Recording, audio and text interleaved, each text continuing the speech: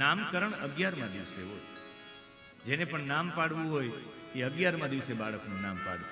આપણે બધા છઠ્ઠીના દિવસે નામ પાડીએ. છઠ્ઠીના દિવસે ષષ્ઠી દેવીની પૂજા હોય.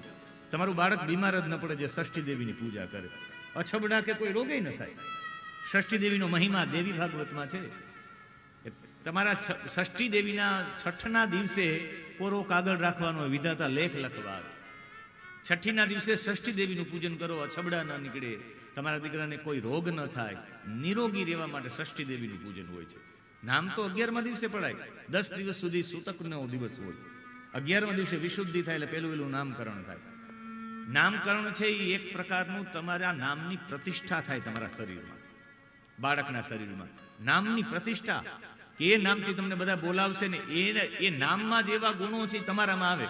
બધા કે અમે નામ તો અમારા દીકરાને રામ રાખ્યું પણ રામ જેવો નથી. તમે પ્રતિષ્ઠા કરી, તમે નામકરણ સંસ્કાર કરાવ્યો, એમ નામ પાડી દીધું.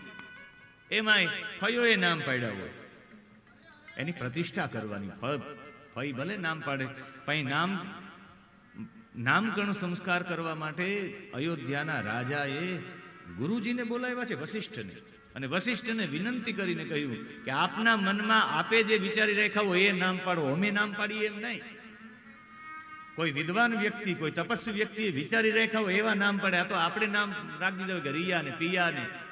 હજી તો જન્મ નથી આવ્યો ત્યાં નામકરણ સંસ્કાર કરાવે. કે દીકરી આવે તો આને, દીકરો આવે તો આપણે પૂછીએ કે રાશિ પ્રમાણે, કે રાશિ પ્રમાણે નથી, પણ આ નામ અમને ગમતું હતું બહુ. અને નામમાં શું, અરે નામની પ્રતિષ્ઠા હોય. મને આનંદ થાય છે કે મારું નામ મહાદેવ રાખ્યું મારા પિતાજી. રાશિ પ્રમાણે મહાદેવ પ્રસાદ, અને મહાદેવની કૃપાથી જ મારો જન્મ થયો. એટલે એ આ શરીરમાં એ નામની પ્રતિષ્ઠા થઈ છે. એટલે કમસે કમ બીજું કાંઈ ન કરું તો મહાદેવજીની જેમ કથાઓ તો કરતો રહો. બીજું કંઈ મહાદેવ જેવા બધા ગુણ ન આવે આપણામાં, પણ એક ગુણ આવે, સતત કથા કરતા રહીએ. અને એનાથી પણ વિશેષ કે સામાન્ય બાબતોમાં દુઃખી ન થવું. મહાદેવજી કોઈ, અને કદાચ કોઈ જગતના લોકો બહુ રાજી થઈને ઝેર આપે તો પી જવાની તૈયારી મહાદેવમાં હોય કે તમે ઝેર આપો તો અમારા માટે કબૂલ છે આ ઝેર પણ. અને એ નામકરણ 11મા દિવસે આવે, તમારી અંદર પ્રતિષ્ઠા થાય એ નામની. અને તમારા અંદર જે નામની પ્રતિષ્ઠા થાય, એટલે તમારી જે કંપની હોય એના નામની પણ તમે એક વખત રજીસ્ટ્રેશન કરાવી નાખો, પછી બીજો કોઈ વ્યક્તિ એ નામથી કરાવી ન શકે. પછી બ્રાન્ડ બનાવી હોય તમારે રજીસ્ટ્રેશન કરાવવું પડે. એમ આમાં પણ રજીસ્ટ્રેશન કરાવો ને એક વાર. નામની પ્રતિષ્ઠા શરીરમાં કરવી પડે. અને નામની જ્યારે પ્રતિષ્ઠા થાય પછી એના જેવો એ જ નામથી બધા બોલાવતા આવે. રામ રામ રામ રામ રામ. તો રામ જેવા ગુણો ઓટોમેટિક એની અંદર આવી જાય. નામકરણ એક સંસ્કાર છે. અમે આ વખતે સંકલ્પ કર્યો છે કે અમે અમારા સોમનાથ વિસ્તારમાં એક કામ કરશું. દરેક લોકોને જે સંસ્કારો કરાવવા હોય એ માટે, સંસ્કારો માટે સેલ્ફી પોઈન્ટો બનાવશું. સેલ્ફી પોઈન્ટ બનાવશું. તમારા દીકરાના 11મા દિવસે નામકરણ સંસ્કાર કરવા હોય તો સોમનાથ અમારા એક સ્થાન ઉપર આવી જાય, જ્યાં આટલા બધા સુંદર રીતે એવો હોલ, એવો રૂમ જ બનાવેલો હોય એ નામકરણ માટેનો. એક સુંદર એવું એક સ્થાન બનાવેલું હોય જેના ઉપર એ બાળક સૂઈ શકે એવું સ્થાન. એને ચારે બાજુ બધા નામકરણના જે દેવતાઓ હોય એના બધી બાજુ નામ લખેલા, એનું પૂજન, એના બાજુ પુષ્પો, અને એની વચ્ચે એના માતા પિતા ખોડામાં લઈ એના નામની ચોખા દ્વારા પ્રતિષ્ઠાથી એવો સેલ્ફી પોઈન્ટનો ફોટો પણ પાડી દેવાનો અને એને ફોટો આપી દેવાનો. સેલ્ફી માટે પણ લોકો સંસ્કાર તો કરાવે.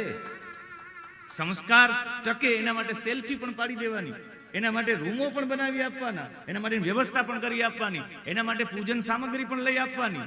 અને એના માટે બધી વ્યવસ્થા. લોકો બધી વસ્તુ લેવા પહોંચી ન શકે એટલે પ્રતિષ્ઠા નથી કરાવતા, કે સંસ્કારો નથી કરાવતા. પૈસા દેવા પડે એટલે સંસ્કાર નથી, પૈસા પણ નથી લેવાના થતા.